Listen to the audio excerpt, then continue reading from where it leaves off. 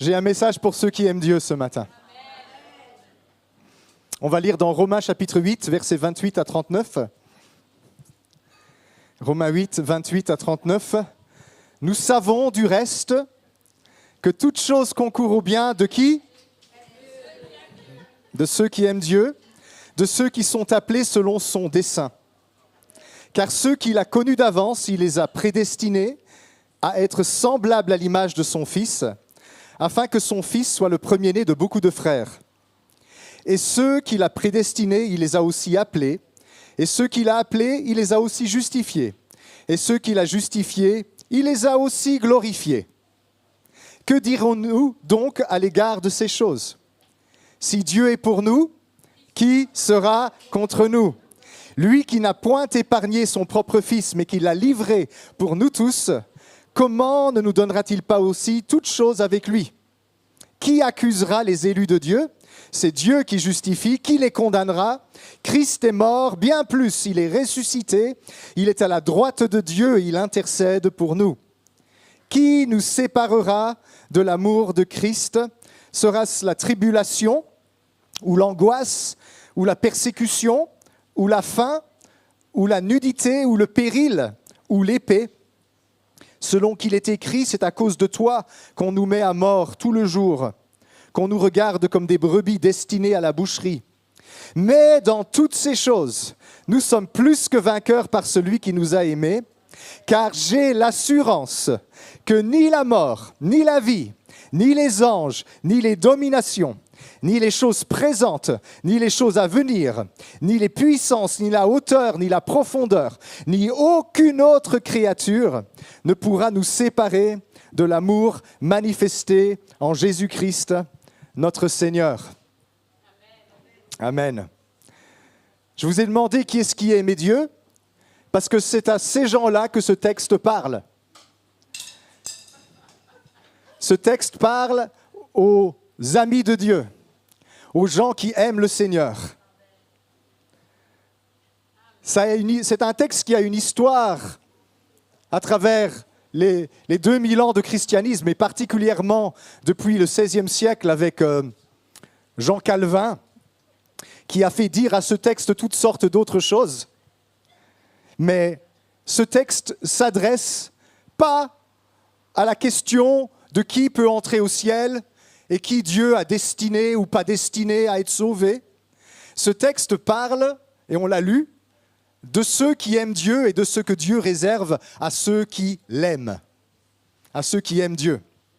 Jean Calvin a transformé ce texte en une histoire d'un Dieu monstrueux, car il disait que Dieu, avant la fondation du monde, a décidé arbitrairement qui pourrait rentrer au ciel, qui serait sauvé et qui serait condamné à l'enfer, quoi qu'il arrive, quoi qu'il fasse, quoi qu'il croie.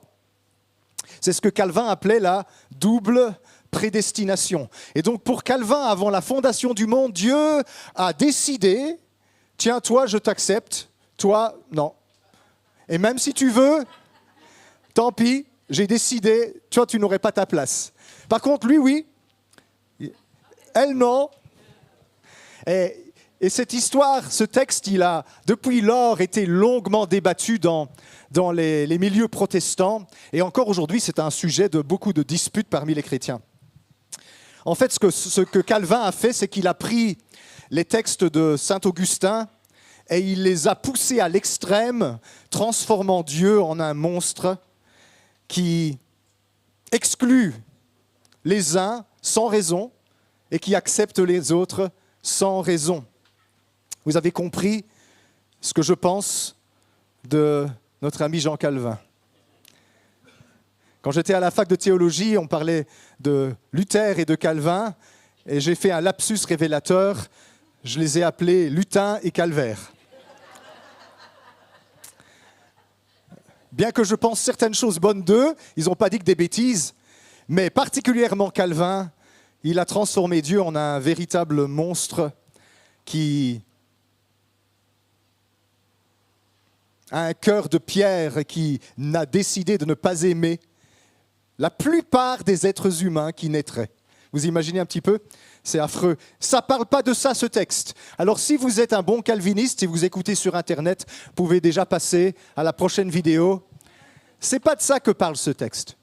Ce texte n'est pas en train de parler de qui peut être sauvé, qui ne peut pas être sauvé. Ce texte est en train de parler de la destinée que Dieu réserve à ceux qui sont en Jésus-Christ. Ceux qui sont en Jésus-Christ, Dieu a un plan pour eux. Dieu a un plan pour ceux qui aiment Dieu.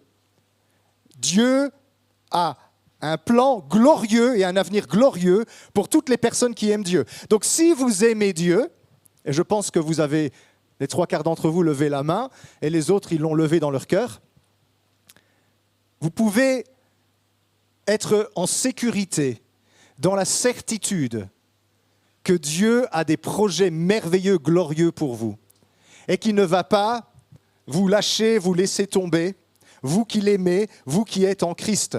Et donc ceci, c'est un texte pour les croyants. C'est un texte pour les personnes qui sont en relation avec Dieu. C'est un texte pour les personnes qui sont sauvées. Et donc, parfois, on a des doutes. Vous savez, quand je regarde à moi-même, j'ai des doutes. Mais quand je regarde à Jésus, tous mes doutes disparaissent. Quand je regarde à l'être humain, je me dis, qui peut être sauvé ? Quand je regarde à Jésus, je me dis, qui ne pourrait pas être sauvé ? Parce qu'on a un sauveur glorieux. Il dit au verset 28, « Nous savons que toute chose concourt au bien de ceux qui aiment Dieu, qui sont appelés selon son dessein. » Ça parle de l'appel de ceux qui aiment Dieu. Donc aujourd'hui, on va parler de votre appel. On ne va pas parler de votre appel spécifique, de votre appel particulier en tant qu'individu, mais on va parler de votre appel en tant que chrétien, en tant que personne qui est en Christ.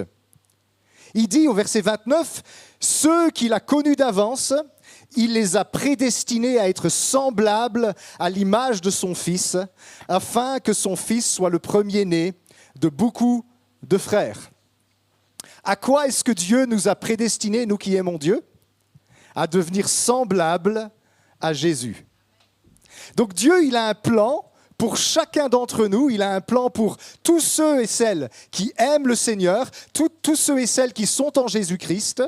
Dieu, son plan pour toi, c'est de te rendre semblable à Jésus-Christ. Et Dieu a les moyens d'arriver à ses fins. Il va te faire passer par des montagnes, par des vallées, par des embûches, par des lacs à traverser, par toutes sortes de situations dans ton existence pour te faire arriver là où il a désiré que tu sois, c'est-à-dire semblable à Jésus-Christ. Et quand vous lisez ce texte attentivement, vous voyez que la main de Dieu, elle garantit ce processus. Il ne va pas te lâcher.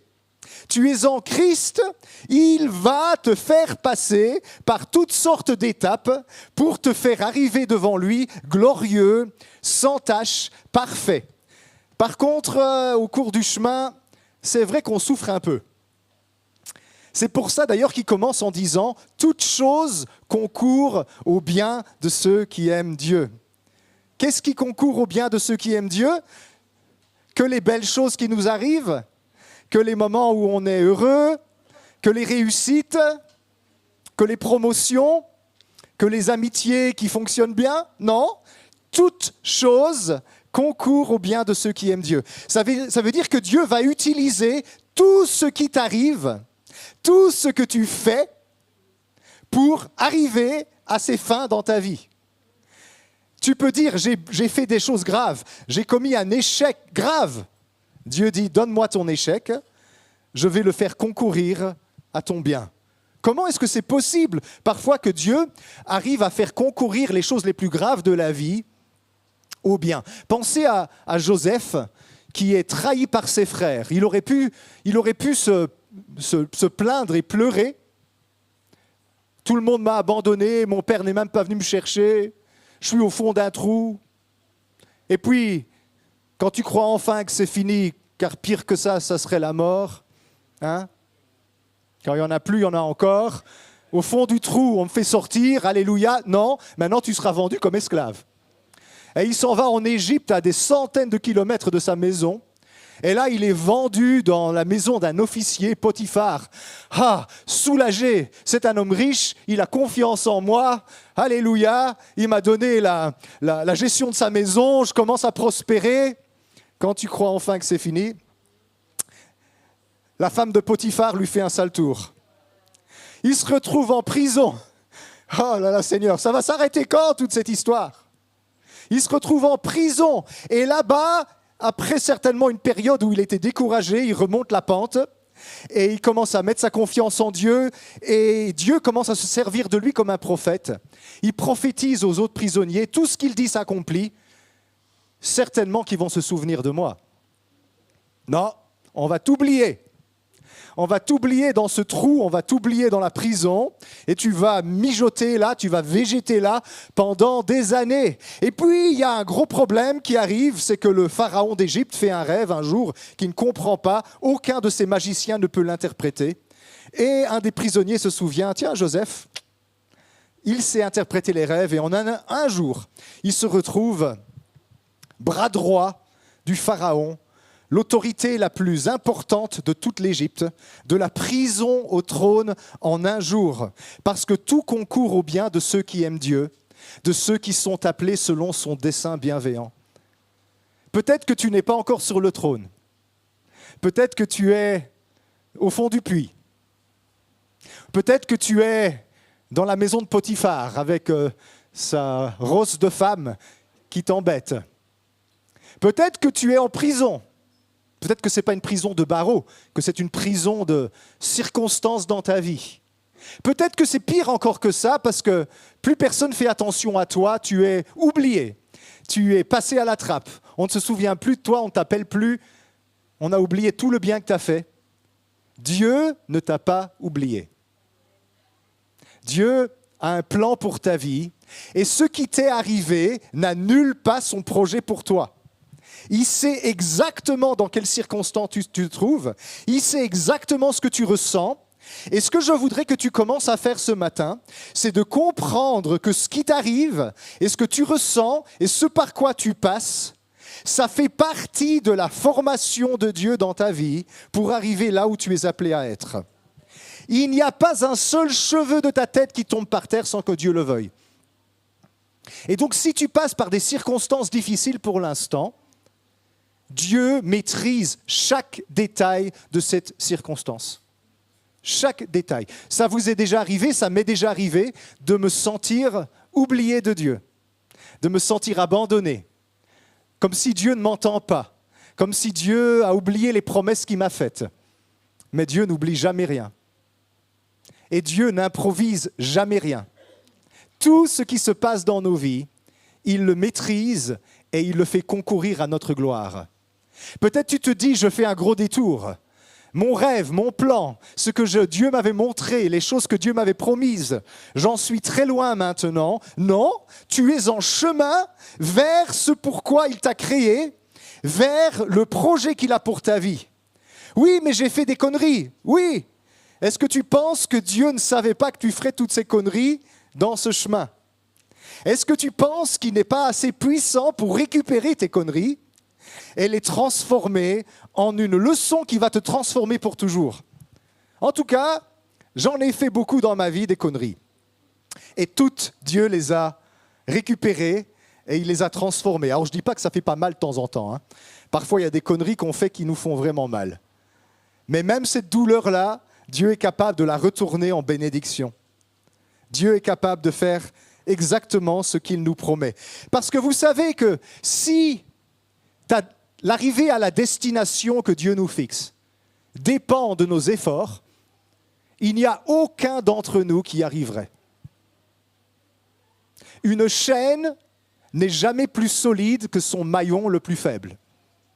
Et si Dieu fait 99,99% de l'effort pour nous sauver, nous secourir, et qu'il attend 0,001%, eh bien c'est ce pourcentage minime-là qui fera que ça va faire défaut et qu'on va échouer. Et donc on peut faire confiance à Dieu. Alors vous allez dire, mais l'apôtre Paul, il est très optimiste ici. Ceux que Dieu a connus d'avance, il les a prédestinés, il les a appelés, il les a justifiés, il les a glorifiés. Comment, Paul, tu peux avoir autant confiance en nous? Mais Paul, il n'a pas confiance en nous. Pas plus qu'il n'a confiance en lui. Il a confiance en Jésus. Il a confiance que si tu es en Christ, ton avenir est scellé et garanti. Demeure en Christ, reste dans la maison. Tout ce que Jésus est devenu et a fait, cela va t'arriver à toi aussi. Le Seigneur a prévu en Jésus-Christ un ascenseur qui monte au dernier étage. Et toutes les personnes qui sont dans cet ascenseur vont arriver au dernier étage. Ne descends pas en cours de route. N'appuie pas sur le bouton rouge, j'en veux plus, laissez-moi sortir. Restez là. Oui, mais c'est pas facile. Dans l'ascenseur avec moi, il y a des gens vraiment embêtants. Ceux-là aussi, ils sont là exprès. Pour ta formation. Pour t'apprendre la patience, pour t'apprendre la foi. Oui, mais Seigneur, on ne dirait pas qu'on est dans la bonne direction. Tu es sûr qu'on est dans la bonne direction? Est-ce que tu es en Jésus-Christ? Oui. Eh bien alors, c'est garanti, on s'en va vers la gloire. Et remarquez ici dans ce texte, Paul ne parle pas au futur.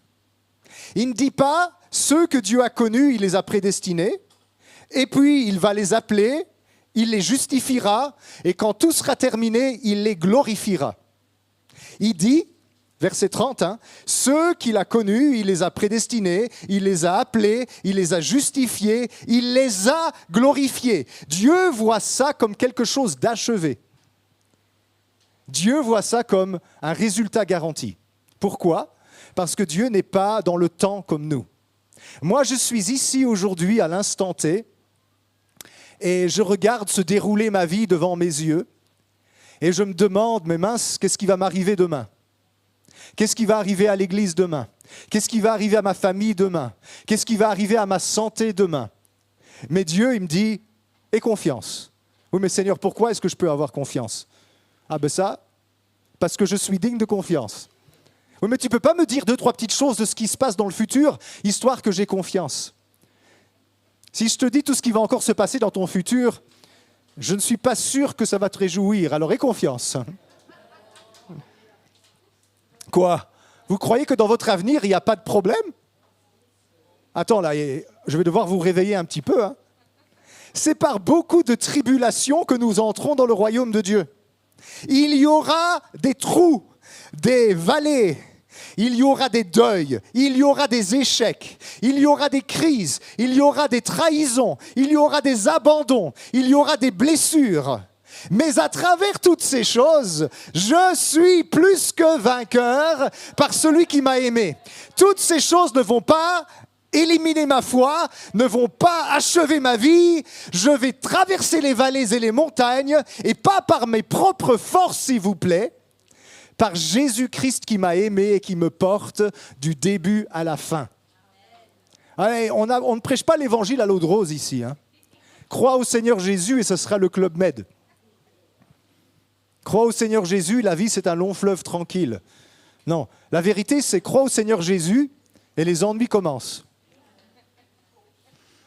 Et tu as une cible dans le dos et l'ennemi te regarde de travers. Mais les démons, les dominations, les principautés, les esprits méchants, les puissances, aucune d'elles n'a le pouvoir de nous séparer de l'amour de Dieu manifesté en Jésus-Christ notre Seigneur. Ha! Je ne dis pas ça à vous, je dis ça à eux. Croyez que c'est irrespectueux de rire. Dieu se tient au ciel et il rit de ses ennemis. Ha! Qu'est-ce que tu espères faire contre moi? Parce que je suis fort? Non, je suis très faible. Mais il y a quelqu'un en moi qui est plus fort que toi. Quelqu'un en moi est plus fort que toi. Celui qui me tient, celui qui me porte, celui qui a ma vie entre ses mains, il est plus grand que l'univers et nul ne me ravira de sa main. Il n'y a rien que tu puisses faire. De temps en temps, il faut dire ça à Satan. Au lieu de dire « Au secours, Seigneur, je suis attaqué !» Il te l'avait promis que tu le serais. Lève-toi, prends autorité. Quand lui, il te dit ce qui ne va pas chez toi, rappelle-lui sa fin. J'ai lu la fin du livre, Satan. Tu finis dans l'étang de feu et de soufre, tourmenté au siècle des siècles. Alors, entre nous deux, je te plains toi. Hein. Qu'est-ce que tu espères faire? L'Écriture dit, Satan fait une œuvre qui le trompe. Il se trompe lui-même, il se ment à lui-même. Et je vais te dire aussi un autre truc important. Tout ce qu'il fait contre toi, contre ta famille, contre tes enfants, contre ton appel, ça va contribuer à renforcer l'œuvre de Dieu dans ta vie. Ce que Satan est en train de faire dans ta vie, qui te fait mal, est en train de forger le fer, l'acier, de l'épée trempée de Dieu que tu es. Oui, mais on me frappe avec un marteau. Une épée qui n'est pas forgée avec brutalité, c'est une épée qui ne va pas tenir dans la guerre. Dieu est en train de faire de toi quelqu'un de fort. Maintenant, la question, c'est la perspective. Est-ce que tu te places d'après une perspective sur cette terre où tu regardes autour de toi, comme on a dit ce matin, les vagues et les vents qui sont en train d'être se déchaîner autour de toi? Ou est-ce que tu peux prendre un peu cette perspective que l'apôtre Paul nous donne ici, qui est la perspective de Dieu? C'est une perspective éternelle. Dieu se tient dans l'éternité et il connaît toutes choses. Il connaît la fin depuis le commencement. Dieu n'ignore rien par rapport à l'avenir. Il n'est jamais surpris par quoi que ce soit. Depuis l'instant où tu es né, il savait déjà tout ce qui allait se passer dans ta vie et ce qu'il espérait faire avec toi. Irvine l'a lu tout à l'heure. Jérémie chapitre 1, versets 4 et 5. La parole de l'Éternel me fut adressée en ces mots. Avant que je ne t'ai formé, pas au moment, avant. Donc en fait, il n'y avait rien. Il n'y avait pas encore le fœtus qui se développait, il n'y avait pas encore l'embryon, il n'y avait rien. Le matériel génétique, il était chez chacun des parents. Il n'y avait pas de bébé. Tu n'existais pas. Avant que je t'ai formé dans le ventre de ta mère, je te connaissais. Avant que tu ne sois sorti de son sein, je t'avais consacré, je t'avais établi prophète des nations. Dieu avait déjà un plan pour Jérémie, quand Jérémie n'existait pas, et il a attendu que Jérémie soit adulte pour lui dire. Jérémie était déjà consacré par Dieu, prophète des nations, dans le ventre de sa mère. Et il ne l'a pas su pendant la plupart de sa jeunesse. Et quand il est devenu adulte, Dieu lui a dit, je vais te dire un truc, Jérémie. Avant que tu n'existes, avant ce jour où tes parents t'ont conçu, je te connaissais déjà. Et quand tu étais dans le ventre de ta mère, je t'avais déjà consacré pour ce projet que j'ai pour ton existence. Ça, c'est vrai pour lui, mais c'est vrai pour chacun de vous aussi. Même si vous êtes né d'un viol. J'espère qu'il n'y a personne qui est. Parce que c'est horrible. À notre époque, beaucoup de femmes violées ne se plaignent pas, ne vont pas à la police, parce que la majorité des cas ne sont pas crus. Et parfois, on leur dit, tu l'as cherché. Il paraît que la majorité des viols ne sont jamais rapportés à la police. Et tous ces enfants qui naissent de ça parfois, Dieu les connaît. Et il savait qu'ils allaient venir venir au monde un jour. Et il a un plan pour chacun d'eux. Les circonstances de ta conception ne déterminent pas ton avenir. C'est important ça, hein? Les circonstances de ta conception ne déterminent pas ton avenir. Tu es né hors mariage, tu n'es pas un enfant de moins grande valeur qu'un autre. Tu es né d'un abus, tu es né dans une famille dysfonctionnelle, ta mère, elle a eu 5 maris, et l'homme avec qui elle vit maintenant n'est pas son mari. Ça n'enlève pas la valeur de ta vie. Dieu te connaissait, Dieu sait qui tu es. Alors tu n'es peut-être pas appelé à être prophète des nations, mais Dieu, il a un plan pour toi aussi. Ésaïe 46, 10 dit « J'annonce dès le commencement ce qui doit arriver et longtemps d'avance ce qui n'est pas encore accompli. » Dieu connaît tout d'avance. On appelle ça sa préscience. Dans l'éternité, avant que quoi que ce soit n'existe, Dieu savait exactement comment l'avenir se déroulerait. Il savait même les choix libres que tu allais prendre. Il connaissait tes chutes et tes fautes avant que tu ne les commettes.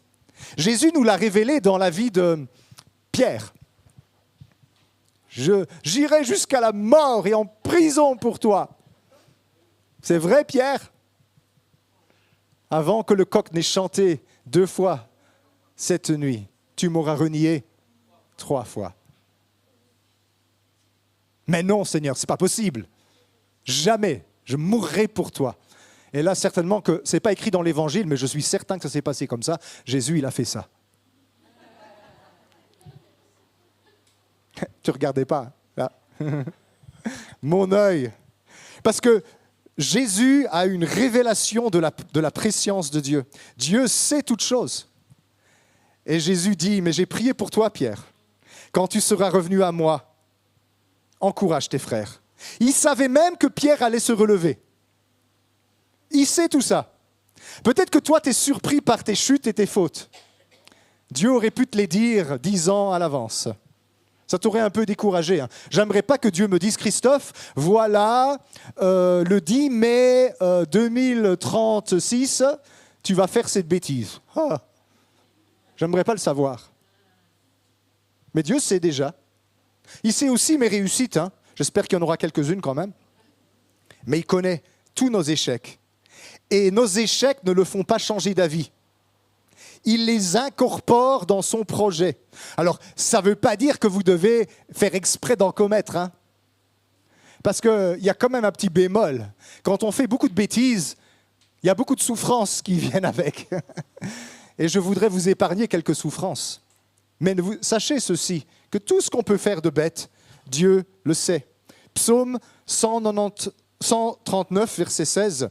« Quand je n'étais qu'une masse informe, tes yeux me voyaient et sur ton livre étaient tous inscrits les jours qui m'étaient destinés avant qu'aucun d'eux n'existe. » Waouh! C'est tous les jours de ma vie. Moi, je ne sais même pas ce que je vais faire cet après-midi. Et Dieu sait déjà ce que je vais faire dans 15 ans cet après-midi. Il sait tout. Ça n'enlève rien à ma liberté. Hein. Ce n'est pas parce que Dieu sait tout que Dieu fait que ça soit ainsi. La préscience, ce n'est pas Dieu qui cause l'avenir. Dieu n'a pas prédéterminé ton avenir pour que ça se passe comme il a décidé. Par contre, comme il est omniscient, il sait tout ce que tu vas faire, y compris tes choix libres. Parce que tu pourrais dire, mais quelle liberté ai-je de faire quoi que ce soit si Dieu sait déjà ce que je vais faire? Mais Dieu sait déjà ce que tu vas faire. Pas parce qu'il a décidé que ça serait ainsi, mais parce qu'il sait ce que tu vas faire, parce qu'il te connaît parfaitement bien. Je te connais. Hein? Si c'est vrai qu'il a déjà sa voiture, mon fils, donc je vais prendre ma fille. Voilà. Non, je ne vais pas prendre une voiture, je vais prendre autre chose.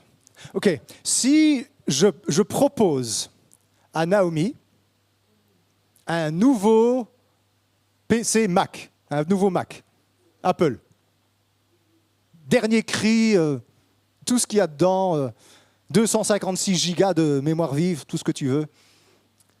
Je sais avec certitude qu'elle va l'accepter. Je connais l'avenir. Je sais qu'elle va dire oui. Je sais qu'elle va... D'ailleurs, elle est déjà en train de faire oui. Mais ce n'est pas moi qui cause son acceptation. Je la connais très bien et je sais ce qu'elle va faire. Dieu sait toutes choses. Il sait ce que tu vas faire dans telle et telle circonstance. Parce qu'il te connaît. Et il te connaissait avant que tu ne sois. Depuis quand est-ce qu'il te connaît? Depuis l'éternité. Avant que quelle que soit la chose qui existe, il te connaissait. Acte 15, versets 17 à 18. Afin que le reste des hommes cherche le Seigneur, ainsi que toutes les nations sur lesquelles mon nom est invoqué, dit le Seigneur, qui fait ces choses et à qui elles sont connues de toute éternité. Dieu sait qui va le chercher. Dieu désire que les nations le cherchent. Il sait qui va le chercher. Il sait quelle est ta réponse avant même que tu ne le saches toi-même, parce qu'il te connaît. Et ce Dieu qui te connaît depuis la fondation du monde, depuis l'éternité, il a un plan pour toi qu'il aime. C'est de devenir conforme à Jésus-Christ, semblable à Jésus-Christ. Alors ce n'est pas une présélection.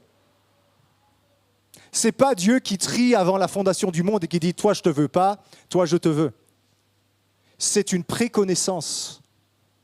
C'est Dieu qui sait ce que toutes ces créatures seront parce qu'il n'oublie rien. Et qu'est-ce qu'il sait te concernant, toi qui aimes Dieu? Il sait, que rien ne pourra te séparer de l'amour de Dieu. Je ne sais pas ce que tu es en train de traverser pour l'instant. Ça ne peut pas te séparer de l'amour de Dieu en Jésus-Christ. Il sait, que tout ce qui t'arrive dans la vie va concourir à ton bien. Même ça, Seigneur, je l'entends dans ta tête. Oui, même ça. Mais là, c'était vraiment grave. Oui, même ça, je vais le faire concourir à ton bien. Il sait que tu vas terminer comme un être semblable à Jésus-Christ, conforme à Jésus. Et il sait, quatrièmement, qu'il n'y a rien dans cette création qui ait le pouvoir de t'empêcher de devenir ce qu'il a prévu que tu sois. C'est important de s'en rendre compte, surtout quand on traverse des temps difficiles. Surtout quand on n'est pas encore au point où on voit miroiter la promesse à l'horizon, mais on est encore dans la dèche, on est encore dans le trou, on est encore dans les difficultés.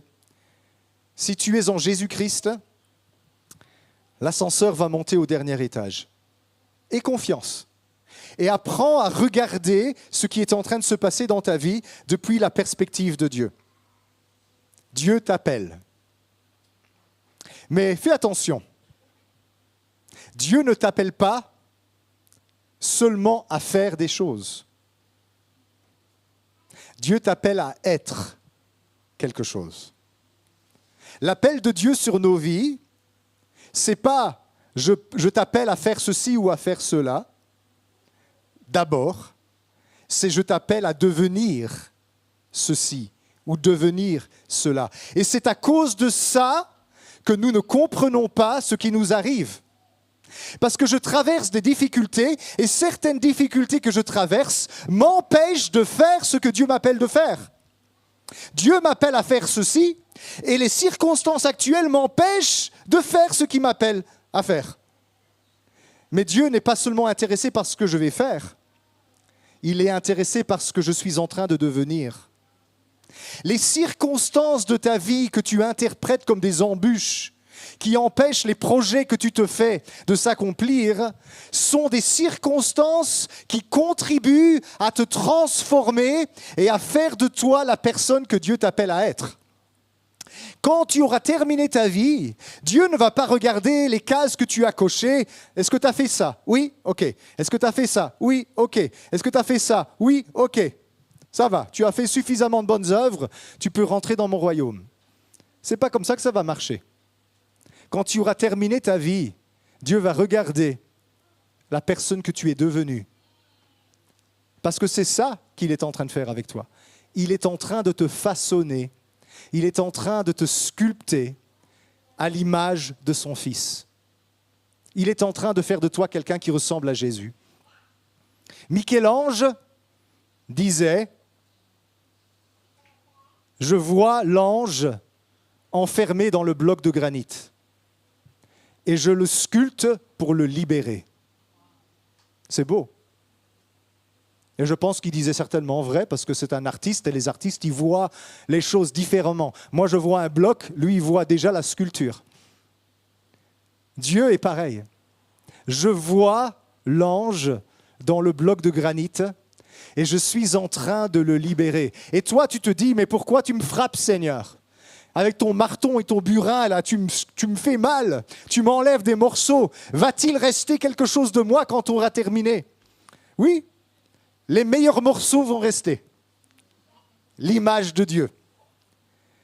Mais le problème, c'est que souvent, on s'identifie aux mauvaises parties de nous qui sont un obstacle au plan de Dieu dans notre vie, et Dieu doit nous les ôter. Dieu doit nous les retirer. Parce que vous savez, j'ai cette illusion de croire, de savoir qui je suis. Je sais qui je suis. Non, non, non. Je ne sais pas qui je suis. Dieu sait qui je suis. Moi, je vois le bloc de granit.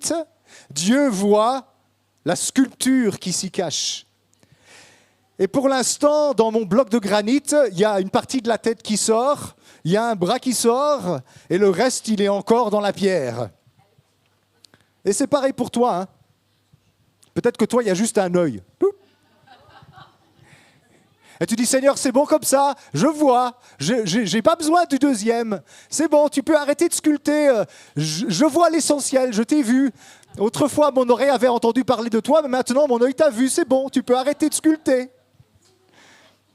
Et puis quand il a libéré une oreille, tu vas dire « Oh, j'entends la voix de Dieu maintenant. Seigneur, c'est bon maintenant. Je te vois avec un œil et je t'entends avec une oreille. C'est bon. » Non, mais je veux libérer ta bouche. Oh, ok, tac, tac, tac. Et puis tu commences à parler de la part du Seigneur. Ça va, Seigneur, c'est bon maintenant. Je te vois avec un œil, je t'entends avec une oreille et je te parle avec la moitié de ma bouche. Oui, mais j'ai des gens que je veux que tu touches. Oh, ça va être un gros morceau. Ok, Seigneur, tu peux sculpter les bras. Et puis, quand tes bras sont sculptés, tu dis, Seigneur, c'est bon maintenant. Regarde, les gens sont bénis autour de moi. Tu m'as donné des mains bénissantes. Oui, mais je veux t'envoyer à tel endroit et tes pieds sont dans la pierre. Je dois libérer tes pieds et tes jambes. Quand est-ce que ça va s'arrêter, Seigneur? Quand mon chef-d'œuvre sera achevé. Alors, ce matin, réinterprète tout ce qui est en train de t'arriver, de désagréable et d'embêtant, que tu sois responsable de ce qui t'arrive ou que tu sois victime de ce qui t'arrive, comme les coups de burin de Dieu qui est en train de sculpter ta vie à l'image de Jésus-Christ, qui est en train de libérer l'image de Dieu qui est enfermée en toi, parce que l'être humain est créé à l'image de Dieu, et Dieu n'aura de cesse, tant que son image ne sera pas libérée, de la pierre du péché qui t'a pétrifié et qui t'a empêché de resplendir de la gloire de ton Créateur. C'est vrai pour toi, c'est vrai aussi pour tes enfants, pour qui tu t'inquiètes. Non, Seigneur, laisse, ne le fais pas trop souffrir. Oh non, pas ça, Seigneur. Je vois souvent ça, hein. Mais vous aussi, vous avez été un enfant un jour dont les parents s'inquiétaient parce que vous faisiez n'importe quoi aussi. Moi aussi, j'ai été cet enfant. Et ma mère, elle a eu confiance en Dieu pour moi. Elle a une grande qualité, maman. Elle est partie en vacances, donc on peut lui lancer des fleurs. C'est qu'elle a laissé Dieu faire dans la vie de ses enfants. Elle nous a laissé faire nos mauvaises décisions, prendre nos mauvaises décisions. Elle s'est rendue compte qu'elle ne pouvait pas empêcher certaines choses. Elle s'est rendue compte qu'elle était une mère et qu'elle n'était pas un père et qu'on n'avait plus de père. Et donc, il fallait que Dieu supplée. Et Dieu, tu t'occupes de mes enfants. Je te les confie. Et je peux vous dire que quand elle me regardait, quand j'avais 16, 17, 18, 19 ans, elle devait se dire « Mamma mia, qu'est-ce que j'ai fait de le laisser faire ce qu'il voulait ?» Mais Dieu est puissant. Et Dieu est capable de transformer n'importe qui. L'apôtre Paul respirait le meurtre. C'était un religieux, haineux, violent. Il forçait les chrétiens à abjurer leur foi sous la contrainte, sous la manipulation, sous la menace. La Bible dit qu'il respirait la menace. Et Dieu dit, ça c'est ce que vous voyez. Moi je vois un ange à sculpter dans ce bloc de granit. Dieu dit à Ananias, Ananias, va prier pour Saul de Tarse. C'est mon serviteur. Quoi, Seigneur? Tu vois pas ce que je vois? Il est ici dans cette ville pour nous arrêter et tu m'envoies là-bas. Fais-le. Parce que moi, je vois autre chose que toi, Ananias. C'est un vase de choix que je me suis réservé pour ramener mon évangile vers les nations. Et Ananias, écoute. Je vais lui montrer tout ce qu'il va devoir souffrir pour moi. Alors Ananias, il dit, ça va alors, on y va. Et Ananias, il rentre dans la maison. Frère Saul, Jésus qui t'est apparu en chemin m'a envoyé pour te dire de te repentir, de te faire baptiser, et tu vas retrouver la vue. Des écailles tombent de ses yeux et Saul devient Paul, libéré de sa haine, de sa menace, et il devient un homme que personne n'aurait imaginé qu'il soit. Personne n'aurait parié sur celui-là. C'était un diable, c'était un Hitler, c'était un monstre de haine et de jugement religieux. Et nous, on regarde les uns et les autres, et c'est ce qu'on voit aussi parfois. On regarde des personnes que l'on connaît qui s'appellent chrétiens, on dit « Oh là là, quelle catastrophe !» Est-ce que nous savons voir comment Dieu regarde les gens? On voit les gens qui ne sont pas comme nous. Notre pays, comme toute l'Europe d'ailleurs, est rempli de réfugiés, d'immigrés, de personnes qui viennent de partout sur la terre, qui se sont réfugiés ici pour échapper aux circonstances économiques de leur pays, particulièrement la guerre qui a lieu dans plusieurs régions de la terre. Et qu'est-ce qu'on fait, nous?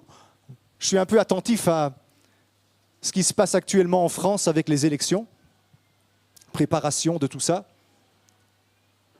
On regarde ceux qui sont différents et on les juge et on les rejette et on les déteste. Et on les juge sur base de ce qu'on a vu chez 2 ou 3 d'entre eux. Mais Dieu envoie toutes ces personnes ici. Est-ce que vous pensez que les circonstances qui les ont amenés à venir par ici ne sont pas sous le contrôle de Dieu Tout-Puissant? Est-ce que vous pensez que dans les pays auxquels ils ont échappé, l'évangile est aussi facile à entendre qu'ici? Est-ce que vous pensez que Dieu n'a pas prévu des choses glorieuses pour ces personnes-là, ici? Et en tout cas, ce qu'il n'a pas prévu, c'est que nous, les chrétiens, nous soyons tellement remplis de xénophobie que nous ne leur laissions pas de chance et que nous les condamnions et les jugions à cause de leur culture, leur langue, leur habillement. C'est ça aussi, vous savez, être un chrétien. C'est de se dire, cette personne-là, c'est quelqu'un à l'image de Dieu qui est enfermé dans des chaînes, des choses sales, monstrueuses, qu'il ou elle a vécues. Je vais regarder derrière. Alors, ok, si quelqu'un vient ici et qui fait un attentat, ok, pas de problème. Retour pays. Mais comme c'est facile pour nous de regarder les gens, les étrangers, et de les juger de cette façon-là, actuellement en Europe, l'opinion publique est en train de tourner vraiment au racisme comme jamais auparavant. Et particulièrement, l'antisémitisme atteint des niveaux qu'on n'a pas vus depuis la Seconde Guerre mondiale. On déteste les étrangers. Et le pire de tout, c'est que j'entends les chrétiens tenir des propos comme ça. La Torah, elle dit, souviens-toi que tu as été étranger dans une terre qui n'était pas la tienne. Prends soin de l'étranger, de la veuve, de l'orphelin, du réfugié, car tu l'as été toi aussi. Alors oui, il y a des saligots parfois qui arrivent dans nos pays. Et bien sûr, la justice doit s'occuper de ces gens-là. Mais nos cœurs, dans quel état ils sont? Est-ce que nous sommes encore capables de voir comment Dieu voit? De regarder derrière l'apparence et de se dire peut-être que ce Syrien qui est arrivé en Belgique il n'y a pas longtemps, c'est un futur évangéliste qui va transformer la Syrie quand il va rentrer chez lui après avoir entendu parler de Jésus-Christ. Et je te promets que c'est beaucoup plus souvent le cas que tu ne crois. Le problème, c'est qu'on les tient tellement à distance, on ne veut même pas en entendre parler, on ne voit pas chez eux l'image de Dieu. Puisse Dieu, je vais le dire comme ceci, puisse Dieu ne pas nous regarder comme nous regardons les autres. Est-ce que tu désires que Dieu te juge sur les apparences?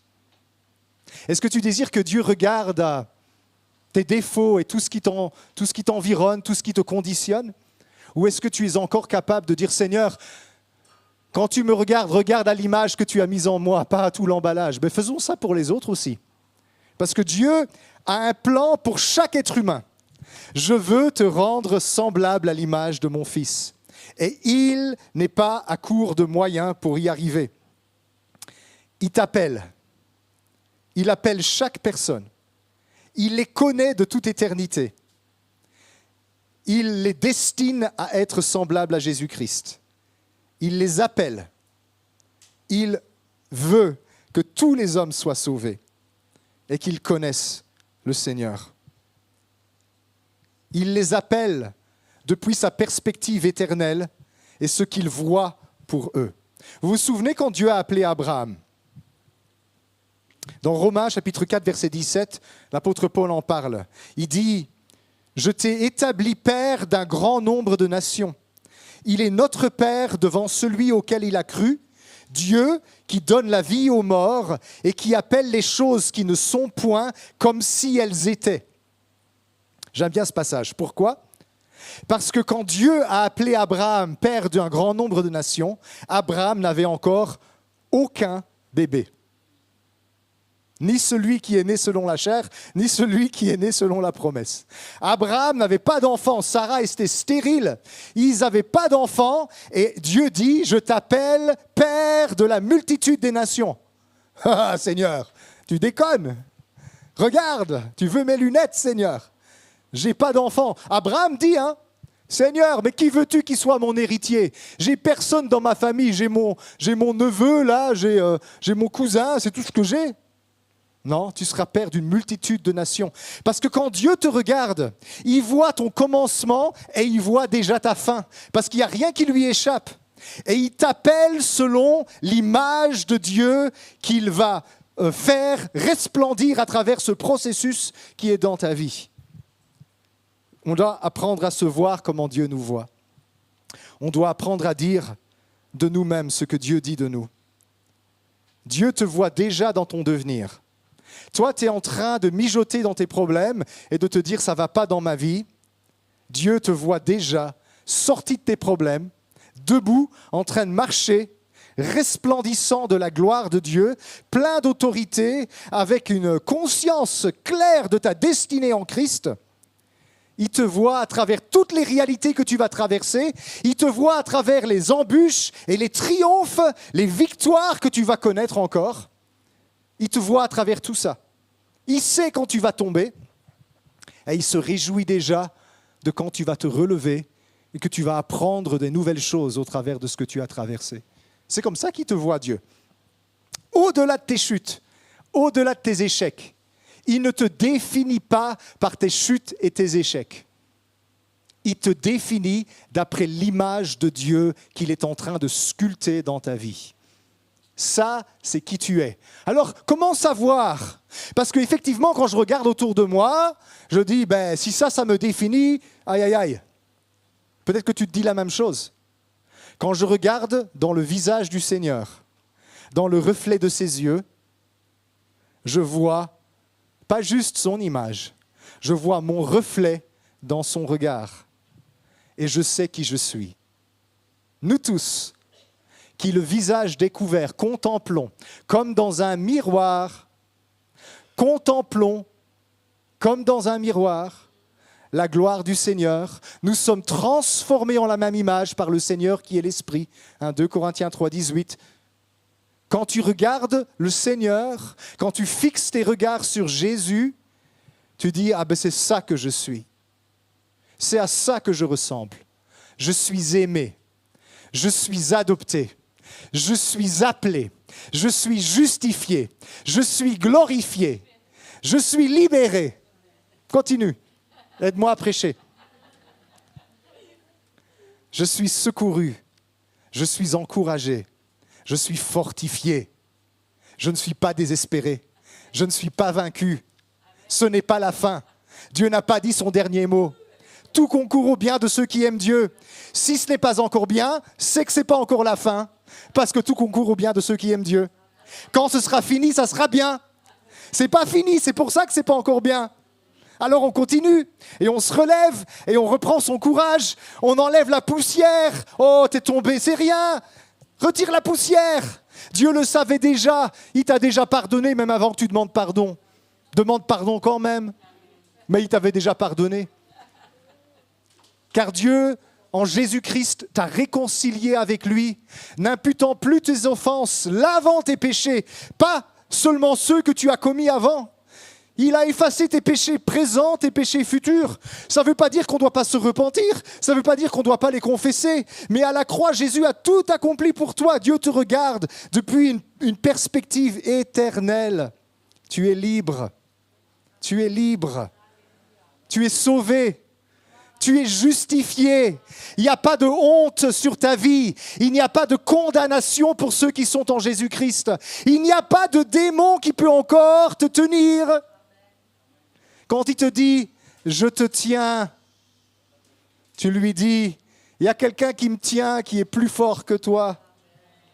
Et son nom, c'est Jésus. Vous savez quel est le pouvoir du diable? De te mentir et toi t'y crois.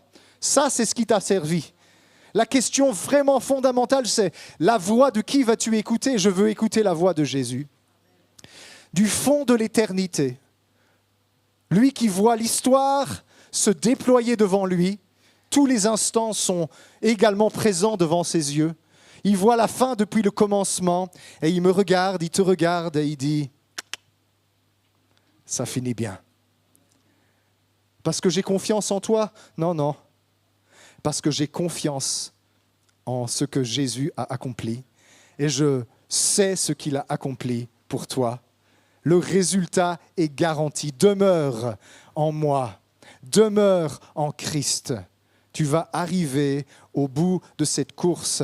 Et cette perspective-là va t'encourager, va te réjouir, va te soutenir, va te permettre de traverser les temps les plus difficiles de la vie. C'est pour ça qu'il faut arrêter de regarder autour de nous et de verbaliser les choses qui se passent autour de nous. Aïe, aïe, aïe, mamma mia. On regarde vers le ciel. Mes yeux se tournent vers les montagnes d'où me viendra le secours. D'où vient le secours? Il vient de l'Éternel, le Créateur de la terre et des cieux. Je suis face à des circonstances impossibles, mais rien n'est impossible à Dieu. C'est impossible. Mais tout est possible pour celui qui croit. Et tout concourt au bien de ceux qui aiment Dieu. Ça aussi, ça va concourir. Ça aussi, ça va se soumettre. Ça aussi, ça va s'aligner avec le projet de Dieu. Est-ce que vous pensez vraiment que cet univers va se terminer avec Dieu qui a échoué à 57%? Il est le Seigneur des Seigneurs, tout genou fléchira, toute langue confessera que Jésus-Christ est Seigneur et Dieu sera tout en tous.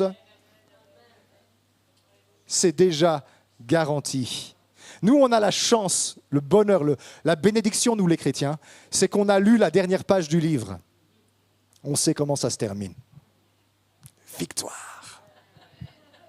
Victoire. Mais t'es pas encore arrivé, Christophe. Moi, je suis en cours. Mais lui m'a dit que j'ai déjà la victoire. Donc moi, je me réjouis de la fin. J'y suis pas encore. Moi, je veux être le coureur qui fait le marathon. Ne me demandez pas de le faire en réalité.